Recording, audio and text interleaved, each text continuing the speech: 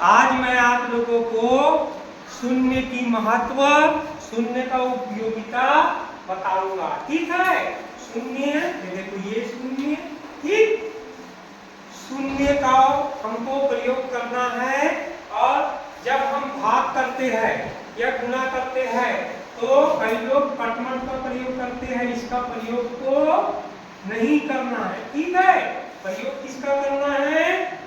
शून्य का। ठीक है।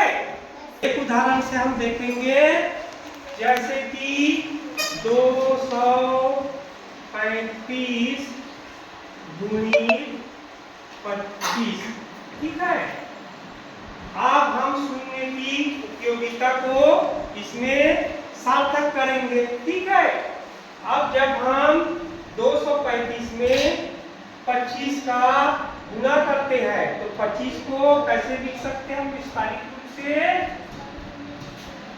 20 धन 5 भी लिख सकते हैं ना, है ना। तो हम चलो पहले 5 का गुणा करते हैं। ठीक है।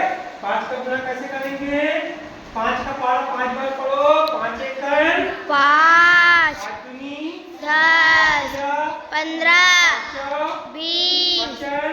25 अब 25 का 5 हासिल लाई 2। ठीक है। यहाँ 2 लिख दो। अब फिर 5 का गुना 3 बार करना है ना। तो 5 का पहला 3 बार पढ़ो। 5 एक 5 दूनी 10 15 15 ये हासिल का 2 17 का 7 हासिल लाई 1 अब 5 का पहला 2 बार पढ़ना है। ठीक है। कैसे पढ़ेंगे? पढ़ो। 5 एक 5 दूनी 10 15 5 दूनी 10 और 1 11। कितना हुआ ये? 1175। 175। ठीक है। अब देखो ये जो है, अब हमने क्या किए, ये 20 में से हम 5 का गुना कर दिए। ठीक है। क्या किए? 5 का गुना कर दिए। अब किसका गुना होगा? ये हम जो 2 संख्या है ना, 2 लिखा है हम, है ना। ये 2 नहीं है क्योंकि ये दहाई में है। ये क्या है? 20। ठीक है। तो हम इसको 20 करने के लिए क्या करेंगे? यहाँ पर शून्य लगाएंगे। ठीक है। शून्य लगाना है। यहाँ पे कटमट, ऐसा कई लोग कटमट लगाते हैं बच्चे लोग, है ना। ये ऐसा कटमट को नहीं लगाना है। ठीक है। क्या लगाना है? शून्य। क्या लगाना है? हाँ, शून्य लगाना है। शून्य लगाने से क्या हो जाएगा? ये जो 2 है, मतलब 2 मतलब ये क्या हो जाएगा? 20 हो जाता है ना। क्या बोलेंगे? 20, है ना। 20 धन 5 बराबर 25। हम 5 का गुना कर चुके हैं। ठीक है। अब किसका गुना कर रहे हैं? 2 मतलब ये दहाई में है, 2 मतलब 20, है ना। अब देखो चलो 2 से गुना करते हैं। 2 का पारा 5 बार पढ़ो। 2 एक 2 दूनी 2 तिया 2 चौक 8 2 पंजे 10 10 का शून्य हासिल लाई 1 हासिल लाई 1, है ना। फिर 2 का पहला 3 बार पढ़ना है। पढ़ो। 2 एक 2 दूनी 2 तिया 6 और 1 7। ठीक है।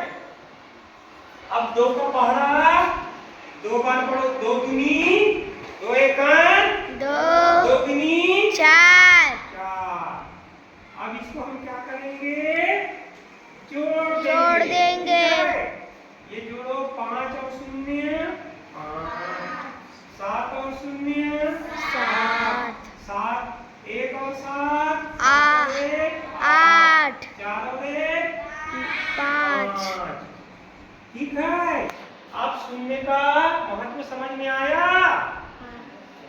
तो हम भाग के माध्यम से भी समझेंगे। ठीक है। तो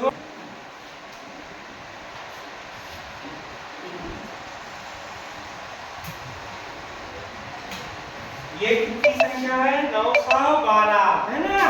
912 को हम 3 से क्या कर रहे हैं? भाग दे रहे हैं। ठीक है, तो 3 का पहाड़ा 9 आते तक पढ़ेंगे। पढ़ो। 3 का 3 छः 3 किया 9 कितने बार गया? 3 बार। ठीक है, 3 किया 9। 9 अब ये 9 में से 9 गया तो कितना बचा? शून्य। तो यहाँ पर शून्य लिखना है। कई लोग ये ऐसे कटमट कर देते हैं। ठीक है, ये ऐसा कटमट नहीं करना है। ठीक है, क्या लिखना है यहाँ पे? शून्य, क्योंकि शून्य एक पूर्ण संख्या है। ठीक है, शून्य से लेके जितनी अनंत संख्या है वो सब पूर्ण संख्या है। तो 9 में से 9 गया तो क्या लिखना है? शून्य लिखना है। ठीक है, अब यहाँ पे क्या करेंगे? अब इसको हम एक को नीचे डालेंगे। अब क्या होगा? 3 का पहाड़ा हम पढ़ेंगे। एक है तो क्या होगा? 3 शून्य शून्य 3 शून्य। ठीक, तो आप 1 में से शून्य का तो कितना बचा? 1। अब हम सीधा सीधा ये 2 को यहाँ डाल। ठीक है, अब पढ़ेंगे 3 का पहाड़ा 12 आते तक। 3 एकान 3 दूनी 6 6 9 4 12 हाँ, कितने बार गया? 4 बार। यहाँ पर 4 लिखेंगे, यहाँ पर 12 लिखेंगे। हमने ऐसा 12 लिखा। आप क्या करेंगे? ये 2 में से 2 गया तो शून्य। ऐसा कट नहीं लिखना है। ठीक है, कट को नहीं लिखना है। 1 में से 1 गया तो शून्य। ठीक है, तो अब हम शून्य की उपयोगिता को समझ चुके हैं।